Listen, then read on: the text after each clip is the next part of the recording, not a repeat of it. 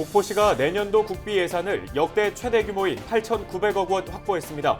대규모 SOC 사업에 이어 지역 현안 사업까지 반영된 만큼 수건 사업 추진에 활기를 띨 것으로 보입니다. 고흥군이 지역민을 대상으로 한 군정 10선을 발표했습니다. 지역민들은 1위로 최다 국도비 확보를 꼽았습니다. 강진에서 대규모 청자 공방터와 관청터가 발견됐습니다.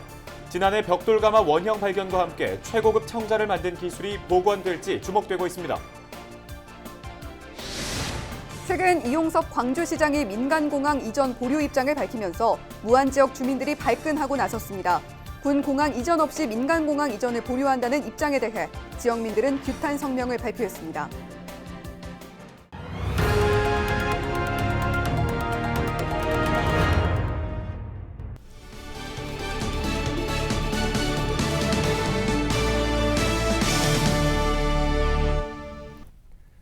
시청자 여러분 안녕하십니까? 헬로티비 뉴스입니다. 각 지역별로 국비 예산이 반영된 주요 현안 사업을 살펴보는 시간입니다. 전남 서남권의 관문 도시인 목포는 내년도 국비 예산을 역대 최대 규모인 8,916억 원 확보했는데요. 대규모 사회 간접 자본을 건설하는 SOC 사업에 이어 지역 현안 사업까지 대거 반영된 만큼 수건 사업 추진에 활기를 띨 것으로 보입니다. 보도에 고정민 기자입니다. 오는 2023년 개통을 목표로 추진하고 있는 목포와 부산 철도 전철화 사업. 목포와 보성 구간의 고속철을 잇는 건설비로 국비 2,542억 원이 반영됐습니다. 올해 4천억 원에 이어 내년도 예산까지 반영되면서 전철화 사업을 앞당길 수 있게 됐습니다. 조만간 착공에 들어가는 목포와 광주 송정 구간의 호남고속철 2단계 사업도 4,240억 원이 반영돼 속도를 내고 있습니다. 목포시가 추진하고 있는 역점 사업들도 중앙부처 예산에 대거 반영됐습니다.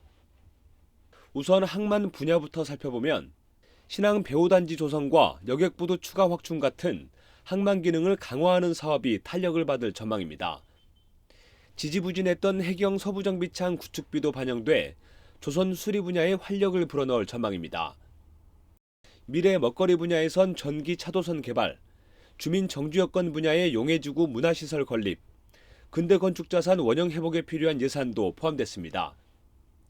특히 목포역 재배치 용역과 옛 목포경찰서 부지에 들어설 호남권 평화통일센터 구축, 북항어선 무량장 확충도 지속적인 건의를 통해 증액했습니다. 예결위 과정에서 약 2,339억 원이 증액되는 성과를 이끌어냈습니다. 차질 없이 진행될 수 있도록 연속성을 갖고 지속적으로 국비 반영 활동에 최선을 다하겠습니다. 지금까지 국비가 확보된 목포시 관련 주요 현안 사업은 모두 113건. 지난해보다 2,339억 원이 증액된 8,916억 원을 확보했습니다. 목포시는 신재생에너지와 수산식품, 관광 활성화 분야를 집중적으로 공략해 앞으로도 국비 확보에 힘쓰기로 했습니다. 헬로티비 뉴스 고정민입니다. 어느덧 연말을 맞이하면서 여러 지자체에서는 올 한 해 지역민들을 만족시킨 군정 소식이 무엇인지 설문조사를 진행하고 있잖아요. 네, 그렇습니다. 우리 지역인 고흥에서도 이 민선 7기 전반기 군정 10선에 대한 투표가 진행됐는데요. 어떤 내용들이 주목을 받았는지 김신혜 기자가 정리했습니다. 부서 추천과 군정조정위원회를 거쳐 선정된 19개 후보군. 이 가운데 국민들이 투표를 통해 민선 7기 전반기 군정 10선을 뽑았습니다. 1위는 역대 최대 국도비 확보가 차지했습니다. 재정 자립도가 낮은 고흥군은 최대한 많은 국도비를 확보하기 위해 주력했고 각종 정부 공모 사업에 선정됐습니다.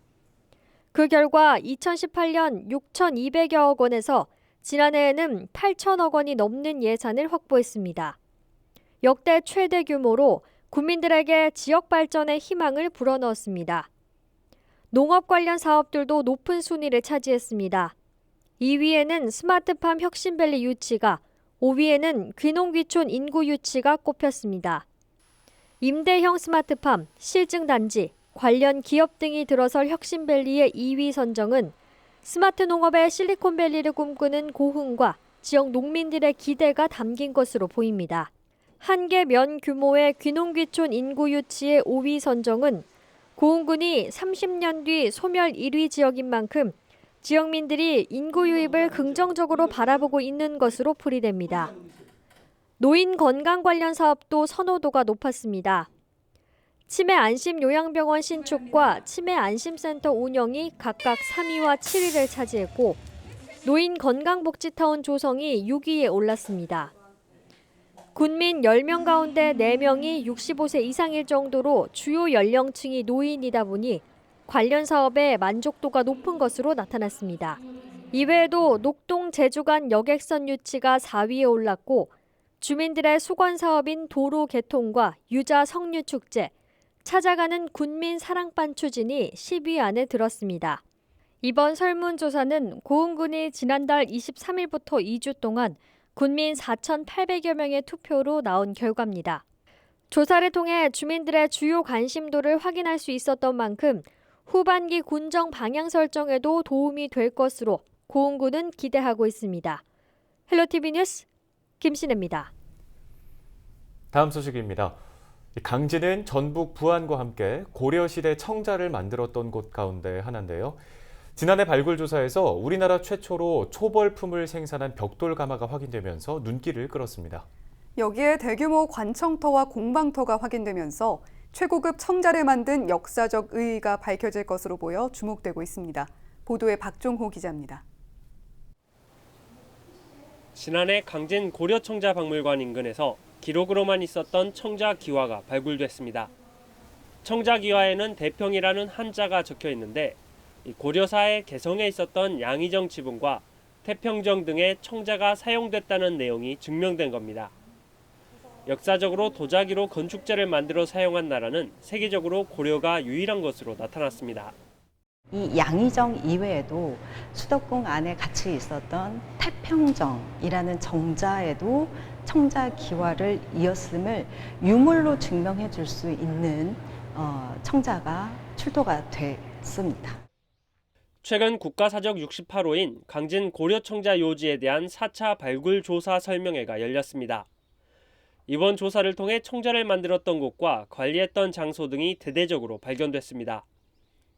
관청터는 담장을 경계로 왼쪽과 오른쪽에 2개의 건물이 있었던 것으로 분석되고 있습니다. 관청터 주변에서 청자 매병 등 최고급 고려청자 조각이 나오면서 이 관청터가 과거 고려청자를 선별하고 관리 감독했던 곳으로 해석되고 있습니다.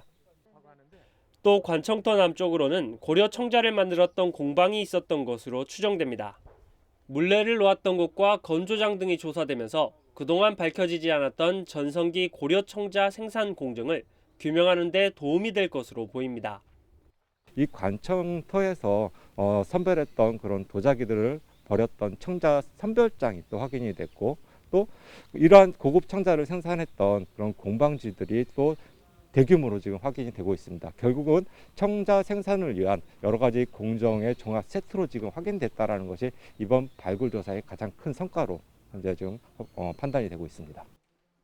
강진군은 지난해부터 진행된 발굴 성과를 활용해 보존 정비 계획을 수립할 예정입니다. 또 학술대회와 조사를 통해 고려청자를 세계 문화유산에 등재할 계획입니다. 고려청자를 만드는 뛰어난 기술력과 최고급 청자 등을 세계적으로 알리겠다는 겁니다. 초기의 청자부터 전성기 때 청자들이 다 발굴된 곳이 우리 강진입니다. 그래서 고려시대 때 청자를 정말 여기서부터 시작을 해서 청자가 만들어지고 또 완성됐다고 이렇게 봐줄 수 있는 곳이거든요. 그래서 이런 역사적인 사실에 근거해서 또 이런 유물들을 발굴해서 잘 정비해 나가도록 하겠습니다. 이번 발굴 조사를 통해 고려시대 청자를 만들었던 방식에 대한 복원 자료가 확보될 것으로 전망되고 있습니다. 강진 사당리에서 국내 최대 규모의 타원형 벽돌 가마와 관청 등이 지속적으로 발견되면서 21세기에도 따라하기 힘든 청자 제작 기법 등을 복원할 수 있을지 관심이 모아지고 있습니다. 헬로티비 뉴스 박종호입니다.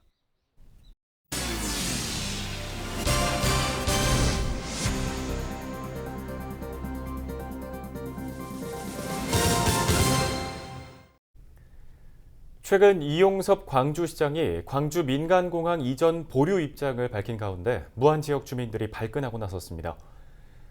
무안국제공항 활성화 추진위원회는 10일 무안군청에서 기자회견을 열고 상생을 강조하는 이용섭 광주시장이 군공항 이전 없이는 민간공항 이전을 보류하겠다는 입장을 밝힌 것을 규탄했습니다.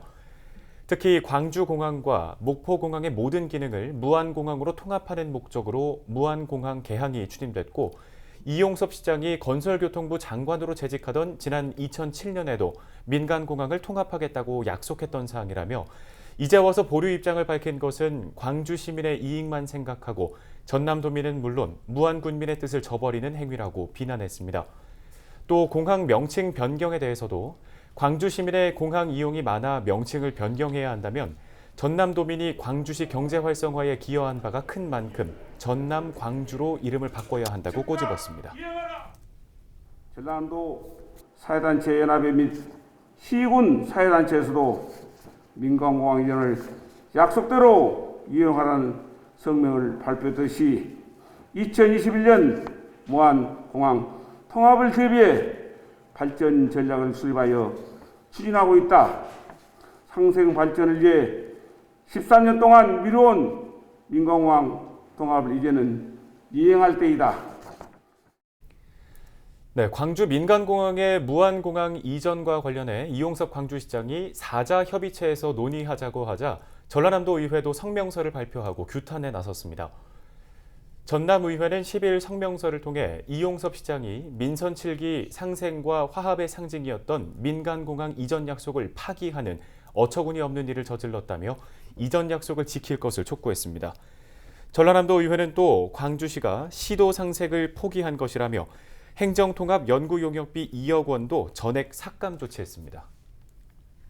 김훈 목포시 의원의 제명 결정을 취소하라는 항소심의 판결이 내려지면서 목포시의회 민주당 의원들이 대법원에 상고를 제기하기로 결정했습니다.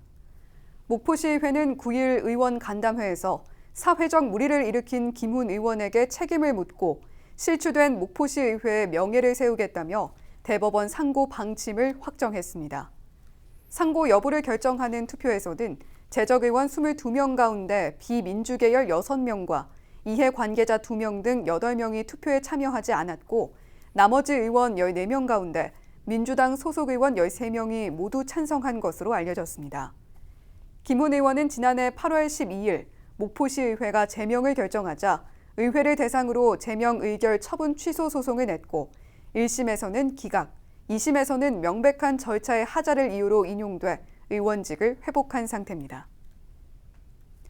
국민권익위원회가 발표한 종합청렴도 조사에서 전남 동북권 시군의 청렴도가 하위 수준인 것으로 나타났습니다. 순천시는 지난해에 이어 올해도 최하위 등급인 5등급을 받았고 지난해 1등급을 받은 광양시는 3등급 낮아진 4등급, 여수시와 고흥군은 각각 4등급과 5등급을 받았습니다. 종합청렴도는 외부 청렴도와 내부 청렴도, 정책 고객평가 점수를 평균 낸 뒤 부패 사건 발생 현황 등 감점 요소를 종합해 1등급에서 5등급으로 평가됩니다. 한국섬진흥원 설립을 위한 법적 근거가 마련되면서 신안군이 본격적인 유치 활동에 나섰습니다. 신안군은 한국섬진흥원의 구체적인 설립 시기와 장소가 정해지지 않은 만큼 전국에서 섬이 가장 많은 상징성을 내세워 유치 활동을 시작하기로 했습니다. 앞서 연구 용역 결과에서는 한국섬진흥원이 설립되면 앞으로 5년 동안 407억 원의 생산 유발 효과와 274억 원의 부가가치가 창출되고 279명의 취업 유발 효과가 있는 것으로 나타났습니다. 한국섬진흥원 설립의 법적 근거가 마련되면서 신안군이 본격적인 유치전에 뛰어든 가운데 목포시도 유치 경쟁에 뛰어들었습니다. 목포시는 전남 서남권 9개 지역의 거점이자 섬의 관문 역할을 하고 있는 지리적인 이점을 내세워 한국섬진흥원 유치의 당위성을 강조하고 나섰습니다. 그러면서 한국섬진흥원 설립의 근거가 되는 법률안 개정은 목포에서 시작됐다는 점을 강조했는데요. 지난 2018년 국가기념일로 제정된 섬의 날 기념식을 성대하게 치러낸 성과와 2028년 세계 섬 엑스포 유치에 뛰어든 준비된 지역이라는 점을 거듭 강조했습니다.